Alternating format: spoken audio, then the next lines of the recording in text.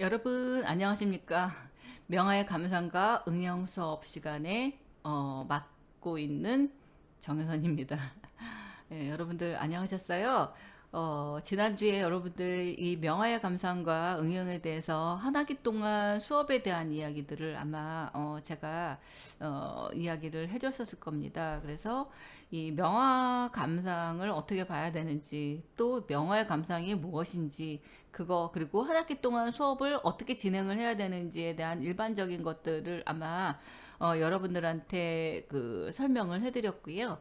그 다음에 이 명화의 감상을 수업을 하면서도 일단은 이 명화를 알려면 시대적인 것들을 알아야 돼요. 그 그림이 왜 그렇게 됐는지, 아, 저 그림 예쁘다 하고 처음에 나오기는 쉽지는 않습니다. 그래서 일단은 이 시대적인 배경으로 해서 이것들이 한번 가야 되지 않나 생각을 해서 저는 아마 지난 시간에도 이야기를 했을 겁니다. 그래서 미술의 그 역사, 명화의 감상도 하기 아주 것도 좋지만 그 중에서도 이 르네상스 시대의 그 미술들은 빼놓을 수가 없습니다. 그래서 이 르네상스 시대의 화가들을 중심으로 해서 역사적으로 이렇게 현대까지 한번 지나가는 그런 명화 감상 그 수업을 진행을 하려고 해요. 그래서 르네상스 시대의 미술을 가지려고 하고요.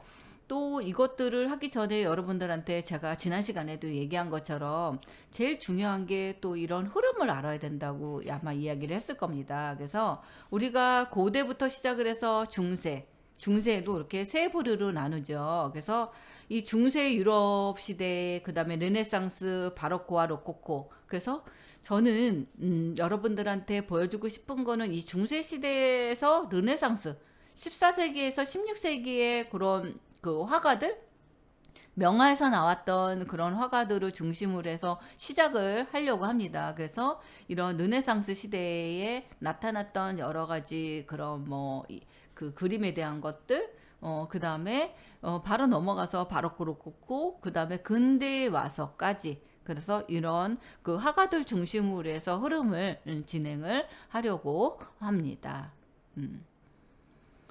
그래서 아마 이것도 아마 지난 시간에 다시 한번 그 보여줬지만 다시 한번 하면은 이 지금 우리가 원시 미술 시작해서 이집트, 그리스 로마, 중세, 기독교 시대에 그런 미술이 있었다 그랬잖아요. 그리고 나서 여기에 르네상스 미술에 레오나르도 다빈치라든가 미켈란젤로라든가 그런 유명한 그런 화가들 중심으로 해서 했고요. 그다음에 이제 바로크에서는 이제 렘브란트도 있고 이 로코코 시대의 미술들, 그래서 이렇게 시대적인 흐름으로 나가려고 합니다. 그래서 지금 르네상스 미술부터 이 명화를 시작을 하려고 계획을 잡고 있습니다. 그래서 르네상스 미술은 이 14세기에서 16세기로 나뉩니다. 여러분들 이제 본격적으로 수업을 시작하기 전에 저는 이제 얼굴을 감춰 드리겠습니다. 제 얼굴은 별로 보여주고 좀 쑥스러워 가지고요. 제가 제 얼굴을 끄고서 수업을 진행을 하겠습니다. 네. 르네상스 미술은 14기에서 16세기 그 시기까지를 해서 이 르네상스의 전후기를 얘기를 하고요. 14세기 이탈리아에서 시작되어서 16세기 유럽 전역에 이르렀던 미술 경향을 우리는 이야기를 합니다. 프랑스어로 재탄생을 의미하는 르네상스라는 용어를 쓰기도 했고요. 그 다음에 이런 문학이라든가 예술운동에서 특정한 시대를 의미하기도 합니다. 그래서 재생, 신중심의 미술에서 벗어나 인간에 대한 자각으로 인간성을 행복하려는 이 15세기에서 16세기의 문의 그 부흥시기의 미술, 이탈리아 피렌체가 중심이 된 그런 미술, 그 다음에 중세기의 마감과 근대 시대의 출발을 알리는 전환기라고 볼 수 있습니다. 또 이 미술사가인 이 바자리, 이 미술가 열전, 그리고 13세기 후반 이후에 이탈리아, 특히 이 토스카나 미술가들에게는 이 로마 제국의 이 몰락과 함께 잊혀진 미술의 부활을 주장하기도 했습니다. 그래서 고전주의의 부활, 인본주의, 자연의 재발견, 개인의 창조성 등을 특징으로 하는 이런 르네상스 정신이 가장 두드러지게 표현된 것은 무엇보다 이런 미술 분야였다는 거죠. 그래서 미술은 이런 과학의 차원으로 자연을 탐구하는 이런 발견의 기록이었고요. 미술은 이런 가시적인 세계에 대한 관찰에 바탕을 두고 이런 원근법, 수학적 원칙에 따라 실행되기도 했습니다. 그래서 이 르네상스 시대의 이런 그림들은 이런 원근법, 명암, 그 다음에 이런 수학적인 원칙에 따라 그림을 그리는 이런 것들을 많이 했었고요. 또 이 르네상스 그 회화의 창시작이 이 마사치오라는 사람은 인체 해부학을 연구하기도 했습니다.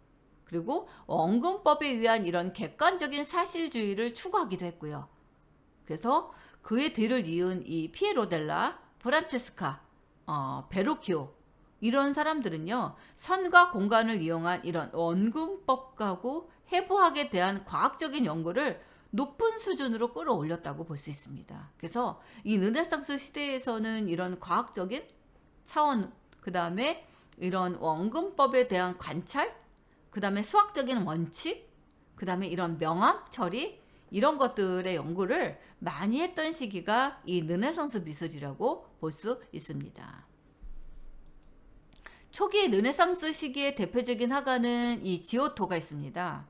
이 명료하고 단순한 구조와 심리적인 통찰이 돋보이는 그의 작품은요, 피란체의 치마부에 같은 이 동시대 작가들이 선을 사용한 단조로운 장식과 종교적 위계 질서를 연상시키는 구성 방식의 의존획과는 구별되는 것이었다고 볼 수 있겠죠. 그래서 15세기에는 이런 피렌체를 중심으로 해서 보티첼리, 만테냐가 활약을 했었고요. 16세기에서는 로마, 밀라노, 베네치아 등지에서 이런 미켈란젤로, 라펠로, 레오나르도 다빈치 이런 거장들이 대략 한 35년간 지속되었던 이 전성기 르네상스 회화 양식을 완성했다고 볼 수 있습니다.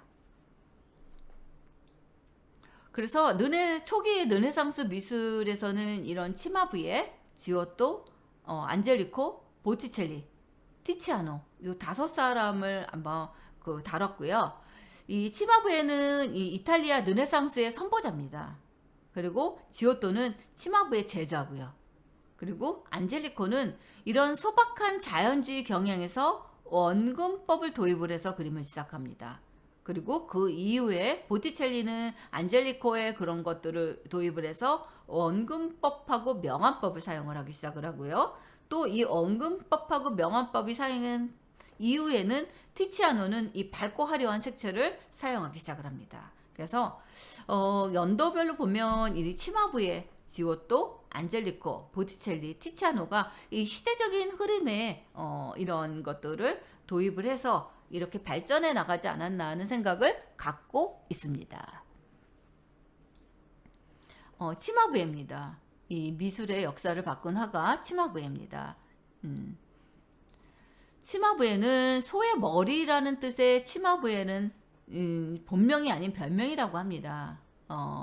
이 치마부에라고 불리게 된 거는요, 거칠고 오만한 성격 때문이라고 합니다. 본명은 벤치비에니 페포라고 이야기를 합니다. 그래서 좀 이탈리아 말을 위해서 좀 굉장히 어렵습니다. 저도. 그래서 그는 중세에 이런 이탈리아 해화를 지배한 이런 비잔틴 양식의 최후를 장식한 거장이었고요. 르네상스 초기의 대가들 중에 가장 영향력 있는 화가라는 인정을 받은 화가라고 쓰여져 있습니다. 그의 화풍은요, 피렌체파의 가장 두초, 디보네세냐와 조토, 디본도네에게 영향을 주어서 그들의 예술의 바탕을 마련해 주었다고 하는 거죠. 그래서 이 치마부의 영향을 받아서 제자들이 이 조토라는 지오토, 지오토 같은 얘기입니다. 그래서 이태리어 때문에 그래요. 그래서 이 치마부의 영향을 받아서 그 제자들이 굉장히 이제 더 발전해 나가는 그런 모습을 보여주고 있습니다. 이 두 화가는 직접 가르쳤지는 모르겠지만 생전에 이미 그들에게는 최고 화가의 자리를 빼앗겼다고 알려져 있습니다. 치마부에 대해서 알려진 바는 많지 않습니다. 이 생애와 작품에 관한 자료가 남아있지 않대요. 그래서 그림에 서명도 하지 않았고요. 그 그림에는. 그래서 치마부의 작품이다 아니다 뭐 그런 의견들이 굉장히 많았고요. 그 중에 확실하게 치마부의 대표적이라고 알려진 작품, 그리고 그의 제자 그 조토와 비교되는 몇 가지 작품을 살펴보겠습니다. 그리고 치마부에는 이탈리아 화가예요. 그리고 조토, 디 본데노, 그러니까 지오토의 스승이고요. 피렌체파 화가의 스승이라고 일컬어지고 있습니다. 그리고 작품은 이런 비잔틴 예술의 전통을 이어받았고요. 우아함, 자연스러움, 현실감 등이 깃들어 있습니다. 그리고 작품으로는 이 산프란시스코 성당의 십자가형, 묵시룩, 성모, 그런 벽화가 있습니다. 이 치마부의 이 작품입니다. 이 성모자와 네 천사, 이 프란체스코인데요. 이 아시시의 성 프란체스코 성당의 상부교에 있는 이 프레스코화 기법이에요. 이 비잔틴 화풍을 남기고 있지만 이런 늠름한 조형의식과 자상한 이런 인간 감성 추구에서 르네상스의 여명이라고도 할 현상을 보여주고요. 이 조토에서 실현되는 이 신회화의 탄생을 이야기하면서 피렌체파의 시조가 되었다고 할 수 있습니다. 그래서 이 치마부의 이런 성 프란체스코 성당의 상부 이것들을 이렇게 표현을 했습니다. 당시 이 프레스코화들은 매우 중요했습니다. 왜냐하면 성당의 규모가 굉장히 컸고요. 이 성당이 두 개로 이어져 있는 경우도 있었어요. 그래서 당대 그 최고의 화가들은 이런 해반죽을 바른 교회벽에 성경에 나오는 인물들과 장면들을 장식하기 위해서 비용을 아끼지 않았다고 합니다. 당시 아시시에서는 다른 화가들도 작업을 많이 참여했고요. 그 중에 젊은 조토도 있었다고 합니다. 그래서 화가가 어떤 작품을 제작했는지 정확한 판단하기는 어렵지만 치마부에와 함께 일했던 젊은 화가들에게 큰 영향을 미쳤을 것이라고 확실하게 여겨지고는 있습니다. 이게 이제 십자가에 못 박힌 이 그리스도라고 이 치마부의 겁니다. 피렌체 산타 크로체 성당에 있는 작품이고요. 십자가에 매달린 그 예수를 그린 작품인데요. 이렇게 입체감 있고 이렇게 휘어진 예수의 몸이 평면적인 십자가와는 굉장히 대조되는 모습을 이루고 있습니다. 그래서 치마부에는 이 십자가에 못 박힌 그리스도나 커다란 제다나처럼 공식적인 작품을 주문받아 그릴 때는 이런 비잔틴 미술의 전통적인 형식을 엄격하게 고수하고 그러면서도 그 속에서 정서를 나타내는 새로운 내용을 불어넣었다고 합니다. 이게 치마부의 십자가에 못 박힌 그리스도를 이렇게 제작한 겁니다.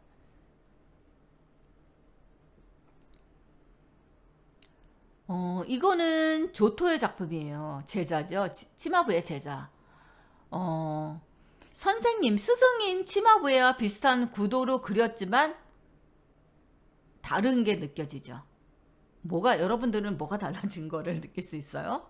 느껴질 수 있나요? 십자가에 매달려 하중이 아래로 쏠리는 게 있어요. 이렇게 이 사람은. 그리고 이런 갈비뼈하고 볶음부의 이런 명암, 양감, 그리고 고개 숙인 예수에 느껴지는 이런 숙연함으로 나오는 감동이 더 느껴진다는 거죠.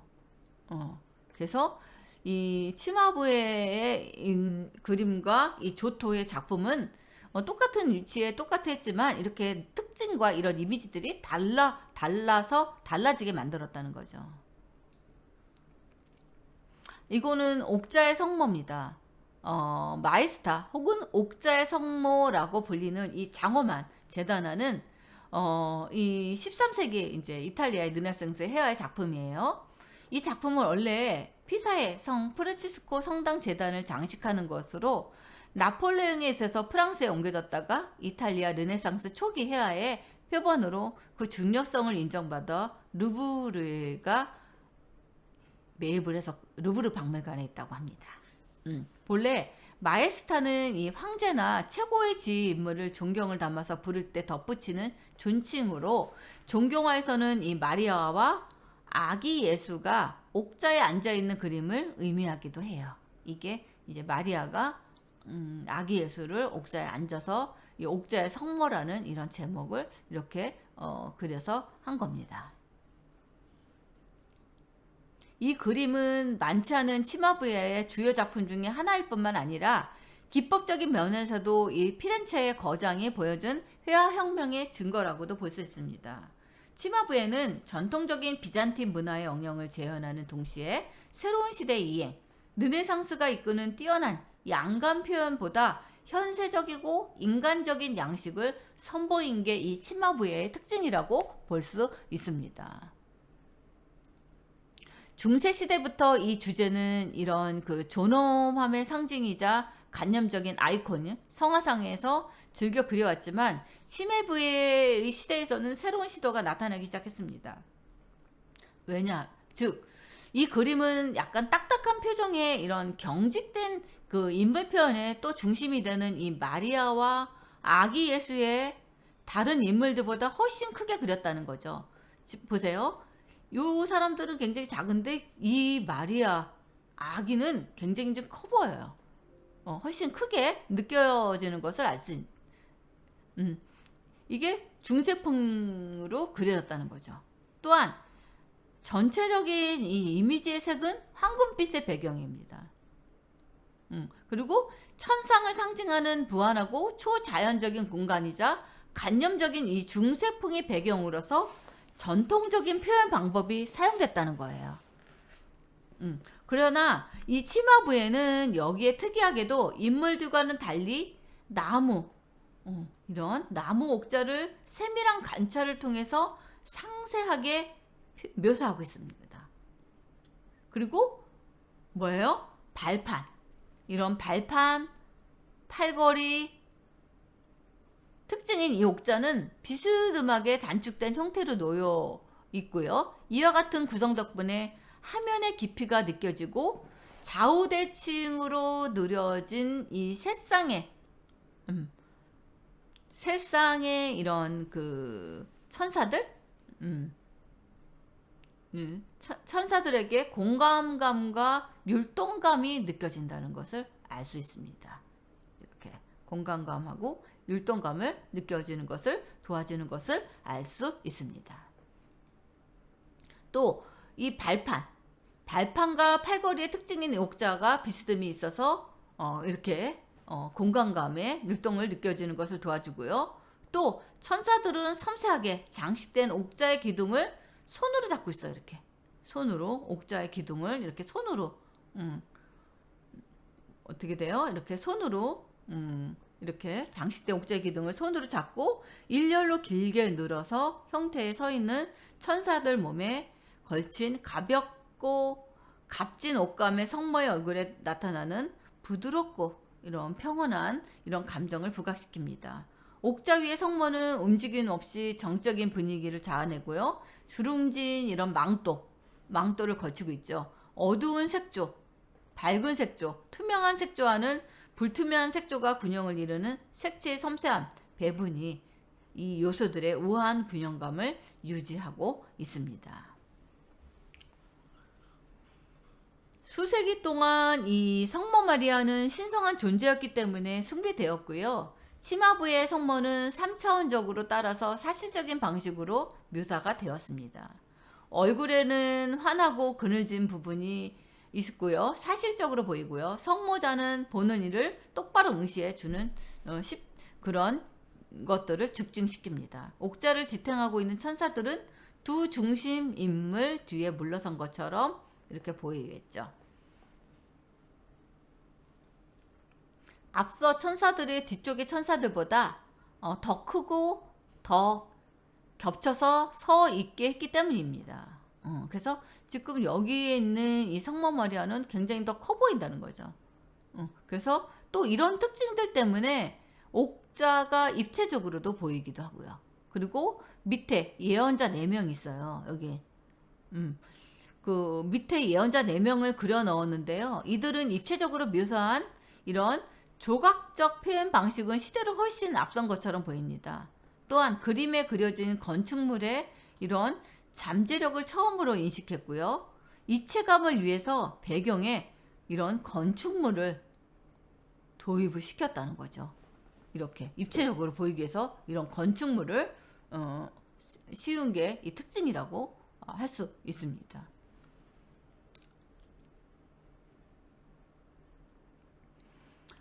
이거는 치마부의 성삼일체 성모고요.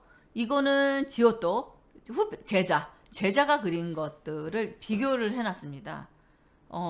지오또와 비교되는 작품인데요. 제자가 스승을 훨씬 넘어섰음을 느낄 수 있는 것을 알 수 있습니다. 이 두 개를 비교해 보면 치마부에는 선으로 이렇게 했다면 지오또는 명암과 이런 면처리를 했다는 거죠. 그리고 옷의 주름, 천사들의 모습, 얼굴 이것들이 다 차이가 났다는 거죠.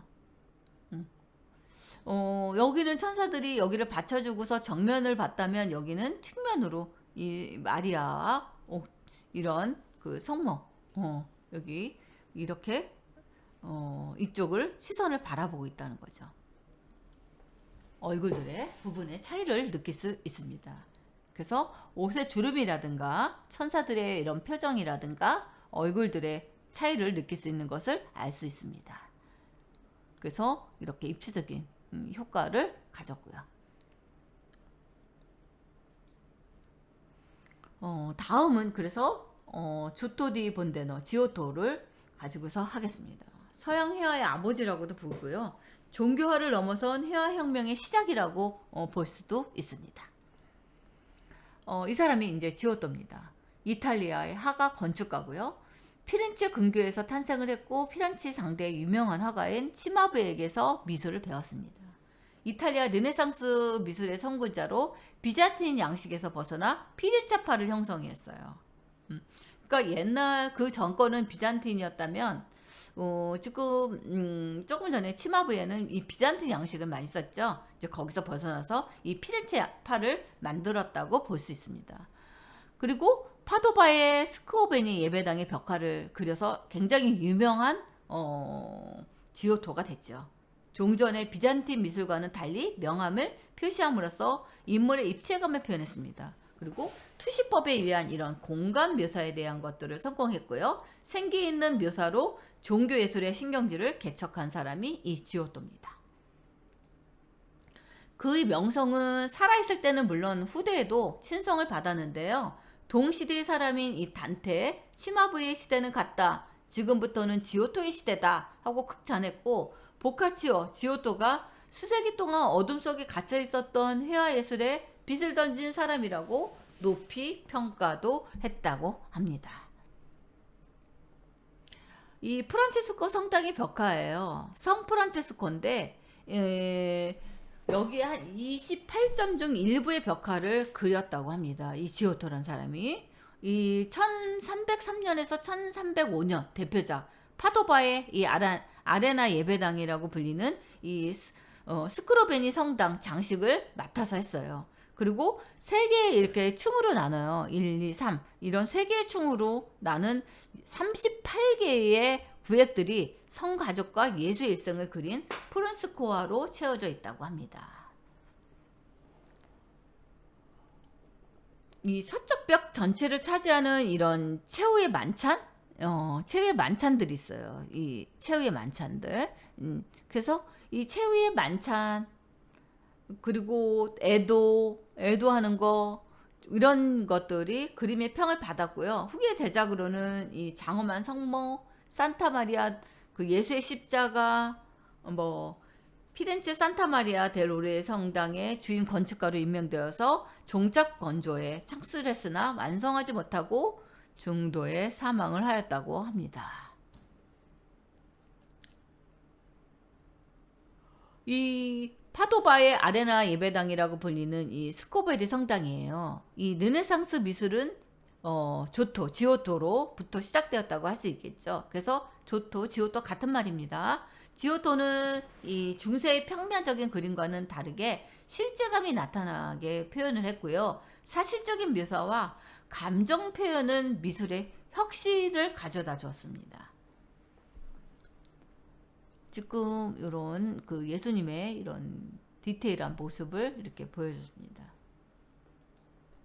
또 대표작은 이 이탈리아 파도바의 아레나 그 예배당이라고 불리는 이 스크로베니 성당의 프레스코 기법인데요. 3개층으로 나눈 38개 그렸다고 했잖아요. 이 중에 최후의 심판, 에도가 굉장히 유명한 작품 중에 하나라고 볼 수 있습니다. 지오토, 성모 마리아 일생, 예수의 일생, 그 다음에 파도바 스코베리 예배당. 그림의 내용과 묘사도 환상적이지만 가장 먼저 아름다운 거는 뭐가 들어오냐면 이 파란색이 눈을 황홀하게 만든다는 거죠. 지오토 이전의 종교화들이 대부분 황금빛을 그 배경으로 깔고 있는 것에 비해서 지오토는 한 번도 시도해 본 적이 없는 자연의 하늘빛, 파란색을 배경으로 깔고 있었다는 것이 특징이라고 볼 수 있습니다. 최후의 심판입니다. 그래서 이런 최후의 심판, 그 천당과 지옥이 이렇게 있는 것들인 것 같아요. 그래서 여기서 막 이렇게 그 지옥을 보여주고 심판을 하는 모습들, 대기하는 거, 판명 내리는 거, 천사들이 있는 이런 모습, 최후의 심판을 이렇게 프레스코 기법을 해서 그림을 그렸습니다. 이것도요, 스코베니 성당 안에 벽화 애도하는 요거 장면입니다. 역동적인 성 요한의 팔 동작, 이런 팔 동작과 전면에 뒤돌아보고 있는 이 인물들, 배경의 산과 나무들과 각기 다른 인물들의 생생한 표정 등을 가지고 있었다는 것을 알 수 있습니다. 자연주의적인 접근을 통해서 이 지오토는 정면에서 벗어나 측면과 후면을 묘사하는 이전에 이런 보통 그 전에 있는 것들은 대부분 정면들의 장면들을 많이 했다면 이 지오토는 측면, 후면 이런 것들을 잘 묘사했습니다. 그리고 공간감을 만들어내서 이런 단축법, 투시법, 명암을 이용해서 평면의 입체감을 표현한 인물입니다. 이게 영화학살이에요. 이 배경의 구체적인 풍경과 건물들을 그려놓고 해야의 이런 요소들을 넣습니다. 조토는 인물의 그 감정과 역동적인 동작의 표현을 보여줬고요. 이는 이전까지 단순히 사실 기록을 위한 도구였던 회화를 작가의 감정을 보는 사람들에게 전달하는 매체로 바꾸어 놓았다는 평가를 받습니다. 이 에도, 가장 잘 보여주는 작품으로 역동적인 성 요한의 팔 동작과 이런 그 전면에 뒤돌아보고 있는 인물들, 배경의 산과 나무들의 각기 다른 인물들의 생생한 표정을 통해서 이러한 사실들을 확인할 수 있습니다. 지금 이 장면입니다. 그래서 이 측면들의 여러 가지 그 반항하고 아이들을 이렇게 뺏고 하려고 하는, 이거 안 뺏기려고 하는 이런 장면들, 이 장면들을 이 지오토는 그림을 그렸다는 것을 알 수 있습니다. 그 다음에 이건 동방박사의 경배입니다.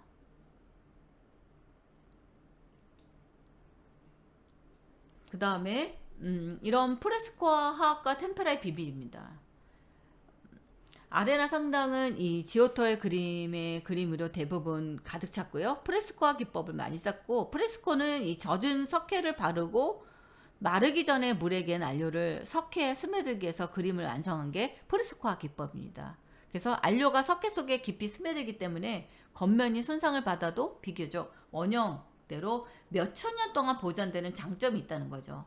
그리고 많은 안료가 이 석회나 탄산가스 연기 성분에 반응해서 변색이 일어나는 단점은 있습니다. 그래서 프레스코화는 기원전 수천 년 전부터 14세기 템페라와 유화에 발명되기 전까지 많이 사용을 했습니다. 템페라는 색상이 보다 선명하고 붓질이 쉬운 장점이 있으나 접착을 위한 안료나 달걀 로자를 개어서 사용하므로 오랜 시간이 지나면 뺏겨지는 단점이 있습니다. 템페라는. 그래서 프레스코하고 템페라에 장단점이 있다는 거죠.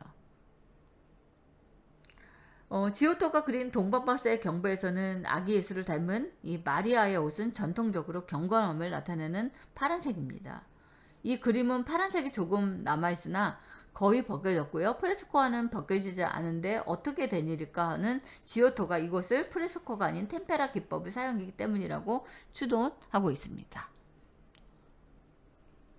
그래서 석회벽과 불충만 접착력으로 인해서 안료가 거의 떨어져 버리게 된 것이고요. 그가 템페라를 이 부분에 사용한 이유를 탐구해 보기로 하겠습니다. 지오토는 하늘에 이런 파란색과 달리 마리아의 옷의 파란색을 더 선명하고 천상의 광택을 가진 최고의 파란색으로 표현하려고 했습니다. 근데 이 프레스코와는 석고가 마른 위에는 색이 뿌렸고 광택이 전혀 없기 때문에 옷 부분에는 템페라를 사용해서 광택을 주고자 했다는 거죠. 이 부분. 그래서 이런 스승인 치마부에 비롯해서 동시대의 화가 두초가 그랬듯이 지오토 그림 역시 대부분 재단 장식을 목적으로 해서 한 종가입니다.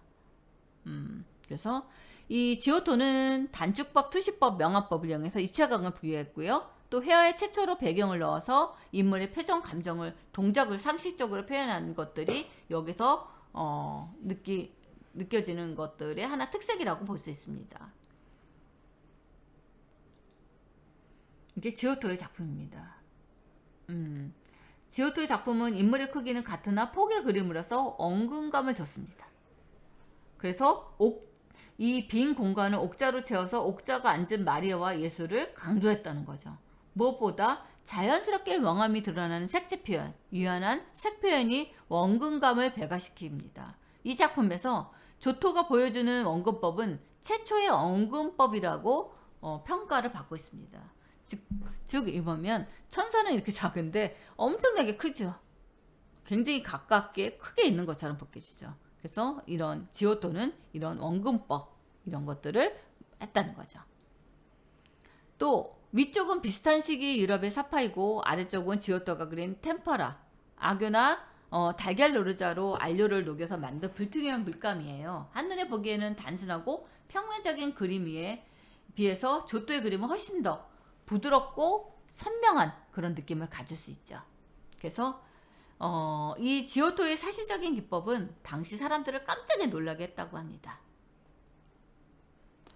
르네상스 시대에 엄청난 발전을 일으켰던 큰 원동력 중에 하나가 이탈리아 특수한 이런 정치 문화적 상이었는데 이게 곧 예술가의 지위 향상과 명성, 자유로 이어질 수 있다는 걸 보여준 최초의 인물이 지오토였다는 거죠. 지오토로 인해서 이탈리아의 군소 군정들이 경쟁을 벌이기 시작을 했고요. 그 경쟁과 자부심은 다시 예술가들에게 자극을 주어서 더 많은 걸작을 만들어내는데 예술가들의 명성을 드높였다고 얘기합니다. 그래서 이탈리아 피렌체는 사치스럽고 느껴질 만큼 예술적으로 풍부해졌고요. 예술의 도시로 명성을 얻기 시작을 합니다. 그리고 중세와 근세를 이어주는 이 시기에 이탈리아는 유럽 문명사를 다시 쓰고 있었고요. 비단 예술뿐만 아니라 전 분야의 문화예술이 이탈리아에서 비롯되었는 것을 알 수 있습니다. 이 지오토는 존재 자체가 상당히 많은 시사점을 가지고 있습니다. 레오나르도 다빈치나 미켈란젤로나 라펠라의 영광은 이들보다 200년 앞서 지오토부터 시작되었고요. 이런 지오토와 그의 친구 단테의 유산을 바탕으로 해서 이탈리아 르네상스에 본격적으로 꽃을 피울 수 있었던 것이라고 볼 수 있습니다. 이탈리아의 르네상스고 다른 유럽 지역에서 전해졌고 그들은 암흑 시대라고 불리는 중세 종말을 가져왔다는 거죠. 그래서 지오토와 같은 위대한 미술가들의 역사가 곧 미술가가 되었고요. 지오토로부터 시작된 예술가의 명성은 그들에게 정당한 위상을 가져다 주었고 비로소 인간 중심의 역사를 열어줬다고 볼 수도 있습니다. 이거는 유다의 배신입니다. 지오토의 작품이고요. 이것도 배신감, 당혹감, 연민들의 감정이 묘하게 뒤섞인 예수의 표정이 생생하게 담겨져 있는 것을 알 수 있습니다. 이것도 이렇게 영면 측면으로 있는 것을 그림으로 표현을 했습니다. 유다는 당시까지 결코 그려진 적이 없는 구체적인 인간의 모습인데 스승을 팔아먹은 악의 화신처럼 보이며 미련처럼 미련하고 욕심 가득한 얼굴로 보입니다. 반면 예수님은 우리가 마음속에 보이시고 있는 바로 그분의 모습이기 때문에 어리석은 제자를 바라보는 그런 눈빛에서 꾸지람, 연민, 엄격함 등 한마디로 표현할 수 없는 복잡한 심리 상태를 보이고 있다는 거죠. 그 다음에 이들 주변에 횃불을 지키는 병사들, 그리고 창과 칼, 몽둥이를 들고 있는 사람들이 보입니다. 예수님을 체포하고 온 로마의 군사들입니다. 이 그림을 그린 사람은 14세기 전후에서 활동했던 지오토는 서양 미술사에서 가장 유명한 화가고요. 성경에 나타나는 것처럼 이 장면은 인간의 심리 상태를 표현한 고대 이후 첫 작품에 속하기도 합니다. 14, 15세기 이탈리아에서 보인 프레스코와 석회의 모래를 섞어 발라 체크하는 해야 방법. 그 다음에 마사초입니다. 마사초도 르네상스 시기의 이탈리아 화가고요. 피렌체에서 이 지오토의 작품을 묘사하면서 시간을 보냈다고 합니다. 그리고 엉금법이라는 새로운 기술을 배우기 시작을 했고요. 그 이후에 이 프라 안젤리코, 산드라 보티첼리, 티치아노 벨레치오가 있습니다. 안젤리코는 천사와 같은 수도사라는 뜻으로 프라 안젤리코라고 불렀습니다. 투스칸 지방의 피에솔레 근방에서 태어났기 때문에 당대 사람들에게는 이 피에솔레 출신의 수도사 존반이라고도 알려져 있고요. 반사에 따르면 프라 안젤리코는 처음에 책을 장식하는 화가로 그림 훈련을 받았고요. 이 도미니카 수도의 수도승이었다고 합니다. 영국의 작가 윌리엄 로세티에 의하면 열심히 기도하지 않고는 붓을 들지 않았다. 십자가 처형을 그릴 때 눈물이 흘렸다. 자신의 영감을 받은 대로 그림을 그리고 따라서 한 번도 그림을 고치지 않았다고 합니다. 1408년부터 10년 동안 프라 안젤리코는 이 코르토나의 도미니카 수도원에 있으면서 벽화들을 그렸고요. 피렌체 수도원에 있으면서 산마르코 제다나를 그렸답니다. 그리고 성 베르도 성당의 벽화도 그렸고요. 그리고 이 사람은 안젤리코는 금색하고 푸른색을 많이 썼습니다. 예수 그리스도의 일생에서 가장 중요한 대목인 탄생, 죽음, 그리고 부활입니다. 스테고지는 천사가 마리아에게 예수의 탄생을 미리 알리는 이야기를 말합니다. 그 다음 보티첼리. 그래서 일명 이 본명은 알렉산드라 디 마리아노 필리페페입니다. 작은 술통이라는 뜻이 나옵니다. 메디카 가문과 그 가문의 추종자의 이미지를 각인시켜 그의 초상화가 아주 중요한 의미를 갖습니다. 후기 작품은 고딕 양식을 재수행하면서 감정적인 강한 표현을 드러내는 특징을 지녔고요.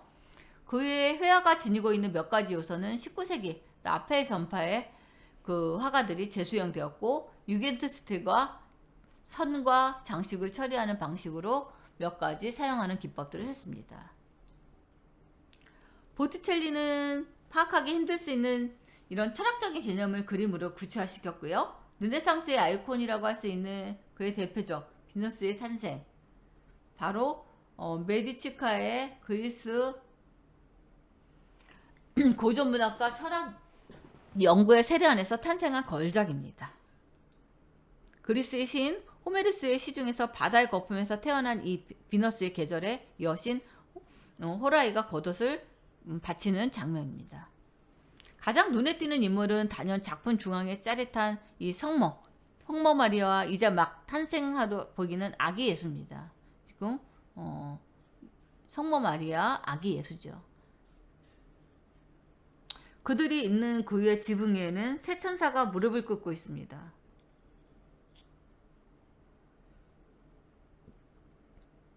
그들은 그리스도적인 미덕, 즉 믿음, 희망, 사랑을 상징하는 흰색, 레드, 녹색을 입고 있고요. 그 그림 윗부분을 보면 황금색으로 열린 하늘 가운데서 12제자가 업무를 추고 있고 그 반대편에는 사람들이 기쁨의 배시로 3명의 천사들을 부둥켜 안고 있습니다.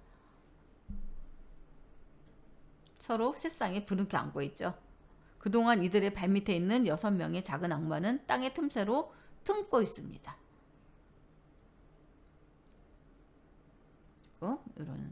이런 사람들은 이렇게 가겠죠. 다음은 베첼리오입니다. 베네치아 화파의 뛰어난 이 이탈리아, 프랑스 르네상스 화가고요. 초상화, 신화나 종교화 모두 독창적이고 뛰어난 색채 사용을 사용하는 성모승천이 큰 성공을 거두면서 명성을 절정에 이르게 됩니다. 황제 카를 그 5세 초상화가로 백작으로 임명되었고요. 교황 바오로 3세 공식 초상화로 완성되었습니다. 9살 어린 나이에 이 형제인 프란치스코와 함께 고향을 떠나서 베네치아에 여행을 오기 시작을 합니다. 그래서 어린 티치아노, 베네치아파의 위대한 이탈리아 르네상스 화가로 성장해 갔습니다. 티치아노는 처음에 모자이크 제작자인 세바스티아노의 공방에 들어갔고요.